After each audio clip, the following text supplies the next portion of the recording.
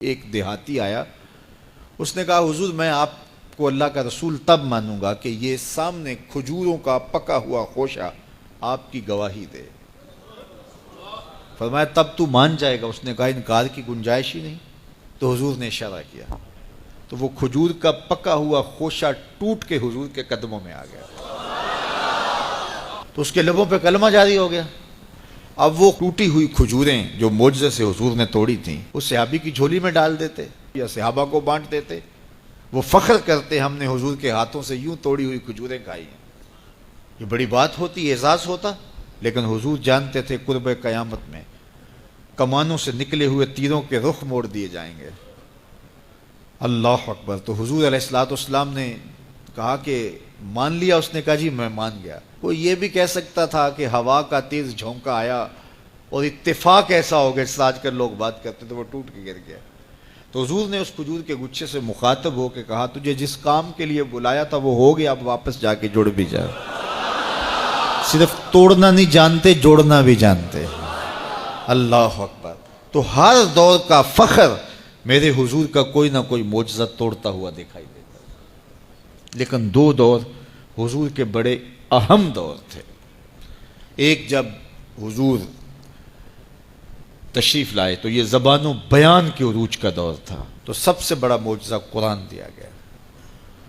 اور دوسرا میرے حضور کا اہم ترین دور قرب قیامت کا ہے، اور قرب قیامت میں انسانی عروج کی کہانیاں سننے میں آنی تھی، اور سائنس کا ارتقاء ہونا تھا، اور لوگوں نے اپالو 11 کے ذریعے چاند پر جانے کی بات کرنی تھی۔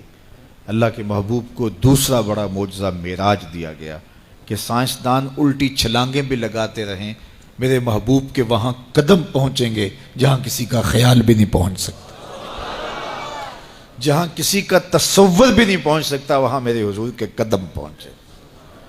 باقی رہی بات چاند پہ جانے کی، تو لوگ چاند پہ جا کے فخر کرتے ہیں، میرے حضور تو چاند کو قدموں میں بلا کر بھی فخر نہیں کرتے۔ چاند پر پہنچ جانا حقیقت صحیح، چاند قدموں میں لانا بڑی بات ہے۔ اور دوسری بات، لوگ چاند پہ گئے تو انسانیت کے لیے کیا لائے؟ وہ کہتے تھوڑی سی مٹی اٹھا لائے تھے، یہ چاند کی مٹی ہے۔ تو زمین پہ مٹی پہلے تھوڑی تھی کہ اور آگے خاک ڈال دی چاند کی۔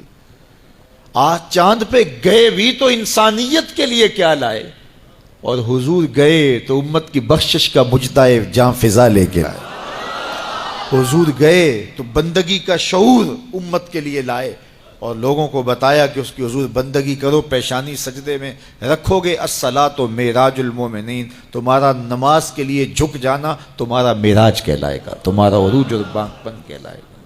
تو ہر دور کا کوئی نہ کوئی بانک پن ہوتا ہے۔ تو قرب قیامت میں سائنسی ارتقاء کی کہانیاں ہم نے دیکھنی تھی، لوگوں نے چاند پہ جانے کی باتیں کرنی تھی، مریخ کے سفر کی تیاریاں ہونی تھی۔ تو اللہ تعالیٰ نے اپنے محبوب کو دوسرا بڑا معجزہ معراج دیا کہ سائنسدان الٹی چھلانگیں بھی لگائیں، لیکن وہاں ان کا تخیل بھی نہیں پہنچ سکتا جہاں محمد عربی کے قدم پہنچ گئے۔ کوئی حد ہے ان کے عروج کی، بلغ العلاب کمال، وہ ان بلندیوں تک پہنچے جہاں کسی کا تصور بھی نہیں جا سکتا۔ ڈٹھے ورق قرآن دے پول سارے، تیری شان جیا نہیں کوئی ہور ڈٹھا، تیری شان دا کرے مقابلہ جڑا انہوں عاشقاں اصلی چور ڈٹھا۔ کوئی نور آکھے کوئی بشر آکھے، پیندا رات دنے ایہو شور ڈٹھا، اللہ والیاں گل مکا دیتی تساں ہور ڈٹھا اساں ہور ڈٹھا۔ تم نے حلیمہ کی بکریوں کے پیچھے پیچھے دیکھا ہے، سدرہ پر جبریل کے آگے آگے نہیں دیکھا۔ وہ ان رفتوں تک پہنچے، ان بلندیوں تک پہنچے جہاں کسی کا تصور بھی نہیں جا سکتا۔ کوئی فلک تے رہ یار گیا، کوئی جا سدرہ تے ہار گیا، ایک کالیاں زلفاں والا سی جڑا عرش تو بھی لنگ پار گیا۔ ان بلندیوں تک پہنچے جہاں کسی کا تصور بھی نہیں جا سکتا۔ وہ کسی نے کہا نور بشر دا جھگڑا چلیا تے سدرہ تے جا کے گل مک گئی، اور میں کہتا ہوں سدرہ دور کی بات ہے، مسجد اقصیٰ میں کام پورا ہو گیا۔ نور بھی پیچھے کھڑے ہیں، بشر بھی پیچھے کھڑے ہیں، حضور مصلی پہ کھڑے ہیں۔ سدرہ میں آ کے گل مک گئی۔ نہیں، میں کہتا ہوں مسجد اقصیٰ میں گل مک گئی، اس سے بھی پیچھے آ جاؤ، میں کہتا ہوں ام ہانی کے گھر میں گل مک گئی۔